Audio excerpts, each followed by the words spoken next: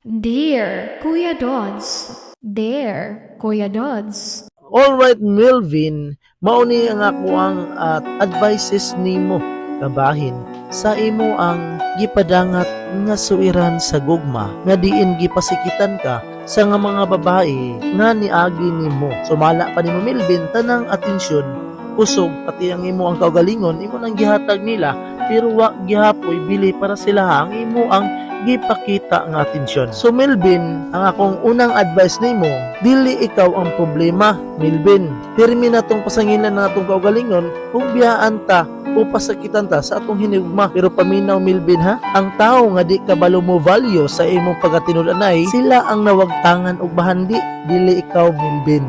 Ang imong pagka mahigugmaon Melvin, pagka-caring o pagka-sacrificial no, di na sayop, kundi kinahanglan kining ihatag sa tao nga anda mo respeto, mo effort pagbalik ug makakita sa imong worth it sa imo ang kahago ba o sakripisyo bisan gihatag nimo ang imong atensyon o kwarta. Ikaduhang tambag nako nimo Melvin, ayaw gamita ang kwarta para paliton ang gugma. Ano? Naagyoy uban nga mo tagad lang kung naa kay ihatag. Murag panapian na kanila ba? Kanang mga klase sa tao Melvin, dili gina para nimo nga naman ang tinuod nga uyabo hinigugma. Bisag sardinas, bulad, ginamos ang inyong sudan o saging, basta na ang respeto ug tinuod nga connection, malipay gyud mong duha. Managingon, bahalag saging basta labing. Gugma nga gipalit, dali ra nang mawala Melvin.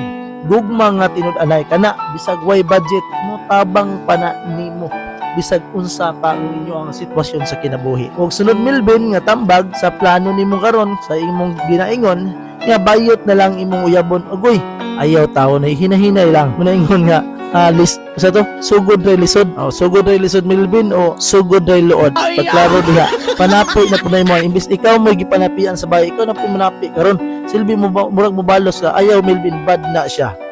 Dili man sayop ang pagpili og lahi nga partner kung tinunay ka nga nakakay pagbati Melvin. Example, gusto nyo kag bayot imong gustong uyabon pero pangitaa ang husto nga angay pud nimo no. Nang ayaw jud pagbuhat ug mga kasikas, kasakit nga makapasakit kag laing tao Melvin. Ayaw usiki ang imong kaugalingon nga himuon lang og opsyon ang ubang mga tao o gender no. Kay basin magdugang lang labad sa imong ulo. Kung makaibog ka og lalaki kay naa kay tinuod nga gibati, respetuha ang imong kaugalingon ug naa kay kaibog sa kabayot. Pero kung buhaton lang nimo ni siya para panakit butas o makabalos ka o basin makapasakit ba ka og tao ulain, ang imong buhaton Melvin, panahon na para i-prioritize ang imong kaugalingon. Paningkamot Melvin nga maka-build up na po kagbalik sa imong kaugalingon. Maligo ka pirmi, proper hygiene ba para humot pud ka. Basig ka na subroy usano nga dili mutagad o biyaan kasi mong mga babae kay wa kay ligo.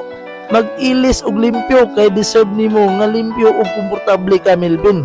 Kanang gamit nimo og rejuvenating, naputi na imong naong, okay ra mo pud na kay of course kinahanglan pong muhamis mo pud atong naong no.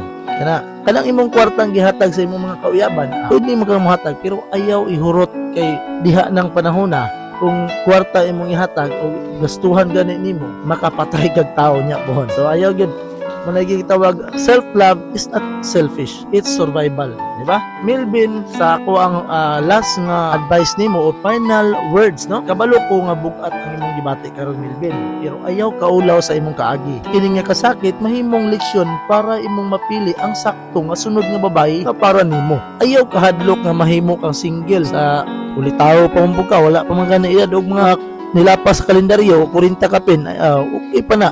Daghan pang nagsayal diha. So sa pag-inusara nato Melvin, didto nato makita ang tinuod nga kalipay ka na mag-inusara ka, suspiti niduta na nga naman na kay freedom sa imong kaugalingon. Pwede na ka maglaklag sa asa, kanang imong kwarta magamit na nimo na, pwede na, wala na magbuot sa imong asa pa makana. Melvin, ayaw na pangita ang tao nga hatagan nimo sa tanan. Pangita ang tao nga hatagan nimo sa bugos nimo nga gugma. O Melvin, padayon lang kung gusto nimo nga mahimong malipayon sa imong kinabuhi. Okay? So Melvin, hinaot nga naliwanagan ka sa ako ang gamay advices. That would be all. Og sa uban nga gustong magpa-advise diha, ipadangat ang inyong sugilanon sa gugma sa Dear Kuya Dods. Alright, that would be all. Bye-bye. God bless us all.